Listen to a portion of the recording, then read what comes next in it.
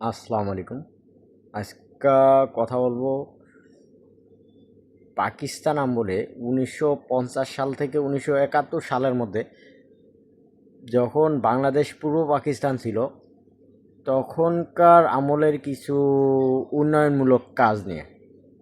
আসলে মূলত 1971 সালে আমাদের বাংলাদেশ স্বাধীন হয়েছে ঠিকই, কিন্তু 1971 সালের আগে যখন আমাদের বাংলাদেশ পূর্ব পাকিস্তান ছিল তখন আমাদের বাংলাদেশে কী কী উন্নয়ন ঘটেছিল এবং কাদের চক্রান্তে আমাদের বাংলাদেশকে আলাদা করা হয়েছিল। মূলত এটা ইন্ডিয়ার একটা মাস্টার প্ল্যান ছিল। মাস্টার প্ল্যান বলতে আপনারা বুঝবেন, মাঝখানে শুধু ইন্ডিয়া, একদিকে পাকিস্তান আর একদিকে পশ্চিম পাকিস্তান আর একদিকে পূর্ব পাকিস্তান। যখন ইন্ডিয়া পাকিস্তানের সঙ্গে কোনো যুদ্ধ লাগবে, যখন পাকিস্তানের সঙ্গে তাদের বিভাজন তৈরি হবে, তখন পাকিস্তান খুব সুন্দরভাবে একটা প্রতিরোধ গড়ে তুলতে পারবে।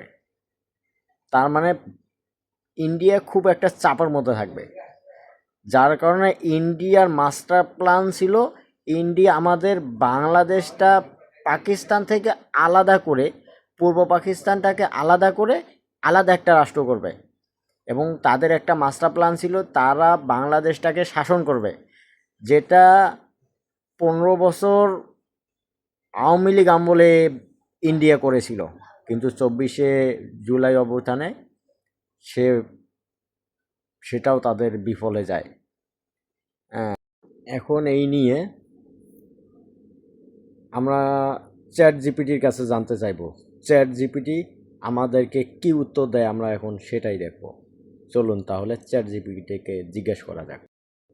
আমি চ্যাট জিপিটিকে প্রশ্ন করছিলাম পূর্ণ তালিকা দাও পাকিস্তান আমলের যেগুলো উন্নয়ন হয়েছিল 1947 থেকে 1971 সাল পূর্ব পাকিস্তান বর্তমান বাংলাদেশ। ওকে, যেগুলা উন্নয়ন হয়েছিল: শিক্ষা ও গবেষণা প্রতিষ্ঠান রাজশাহী ইউনিভার্সিটি 1953 সালে, বাংলাদেশ এগ্রিকালচার ইউনিভার্সিটি 1941 সালে, 1961 সালে বুয়েট 1962 সালে, চিটাগং ইউনিভার্সিটি 1966 সালে, বাংলাদেশ একাডেমি 1955 সালে, অ্যাটমিক এনার্জি সেন্টার ঢাকা 1964 সালে, শিল্প ও কলকারখানা প্রতিষ্ঠান আদমজী জুট মিল 1951 সালে, খুলনা নিউজপেপার মিলস 1959 সালে, কর্ণফুলী পেপার মিলস 1953 সালে, ইস্টার্ন রিফাইনারি লিমিটেড 1968 সালে, ঘোড়াশাল ফার্নিচার ফ্যাক্টরি 1970 সালে, চিটাগং স্টিল মিলস 1967 সালে, টঙ্গী টেক্সটাইল মিলস 1950 সালে 60-এর দশক।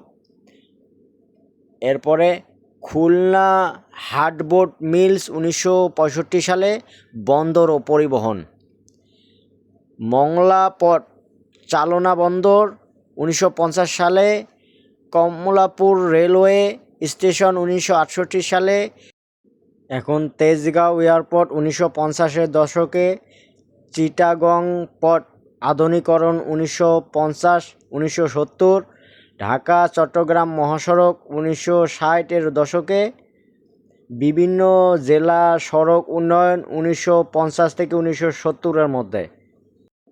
এখন দেখব বিদ্যুৎ ও জ্বালানি। কাপ্তাই ড্যাম 1962 সালে, সিরাজগঞ্জ বিদ্যুৎ কেন্দ্র 1960-এর দশকে, ঘোড়াশাল বিদ্যুৎ কেন্দ্র 1960-এর দশকে, তিতাস গ্যাস ক্ষেত্র আবিষ্কার 1962 সালে, হবিগঞ্জ গ্যাস ক্ষেত্র 1963 সালে, বাখরা বন্দর গ্যাস ক্ষেত্র 1968 সালে। ওকে, এখন দেখব স্বাস্থ্য। Institute of postgrad medicine and research, বর্তমান যেটার নাম BSMMU, এটা 1965 সালে, বিভিন্ন জেলা সদর হাসপাতাল সম্প্রসার 1950 থেকে 1970 সালের মধ্যে, মেডিকেল কলেজ সম্প্রসারণ 1950 থেকে 70-এর মধ্যে, ক্রীড়া ও সংস্কৃতি, বাংলাদেশ বঙ্গবন্ধু ন্যাশনাল স্টেডিয়াম তৎকালীন ঢাকা স্টেডিয়াম ছিল 1954 সালে, বাংলাদেশ একাডেমি 1955 সালে, টেলিভিশন সম্প্রচার কেন্দ্র ঢাকা 1964 সালে, যেটা বর্তমান বিটিভি নামে পরিচিত, প্রশাসনিক ও নগর উন্নয়ন, ঢাকা হাইকোর্ট প্রশাসনিক সম্প্রসারণ 1950 থেকে 60-এর দশকে, ন্যাশনাল অ্যাসেম্বলি বিল্ডিং নির্মাণ শুরু 1961 সালে, ধানমন্ডি আবাসিক এলাকা 1950 সালে, গুলশান আবাসিক এলাকা 1961 সালে, বনানী আবাসিক এলাকা 1960-এর দশকে। গুরুত্বপূর্ণ তথ্য: 1947 থেকে 1971 সময়ের পূর্বে পাকিস্তানে অনেক গুরুত্বপূর্ণ প্রকল্প বাস্তবায়ন হয়েছিল। আসলে বাংলাদেশ পূর্ব পাকিস্তান থাকাকালীনই যা উন্নয়ন হবার তা হয়েছিল। যত মহাসড়ক, যত পরিকল্পনা, সব পাকিস্তান আমলেই পরিকল্পনা করা হয়েছিল।